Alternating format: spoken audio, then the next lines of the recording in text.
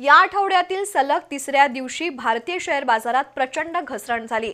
मध्य पूर्वेतील तणावामुळे कच्च्या तेलांच्या किमती वाढू लागल्यात।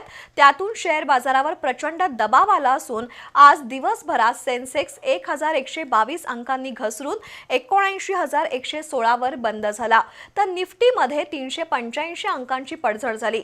आज सकाळी शेअर बाजार सुरू झाला आणि लगेचच सेन्सेक्स 1700 अंकांनी कोसळला, त्यामुळे गुंतवणूकदारांचं धाबं दणाणलं।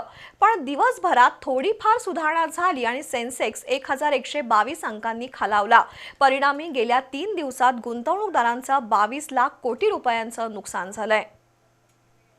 अमेरिका आणि इराण यांच्यातील युद्धाचे परिणाम आता गंभीर रूप धारण करू लागलेत।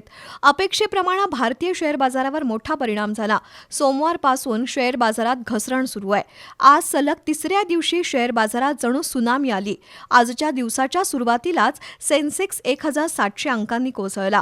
त्यानंतर दिवसभरात काहीशी सुधारणा झाली आणि 500 अंकांनी सेन्सेक्स सावरला।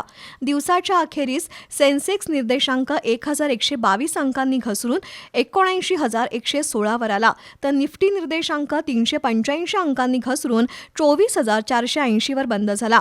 प्रामुख्याने L&T, Tata steel, UltraTech cement, Bajaj finance, NTPC, सन फार्मा, भारती एअरटेल हे शेअर्स घसरले।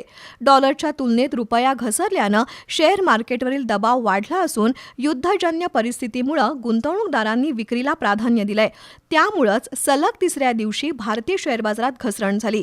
गेल्या 3 दिवसात गुंतवणूकदारांचं सुमारे 22 लाख कोटी रुपयांचं नुकसान झालंय।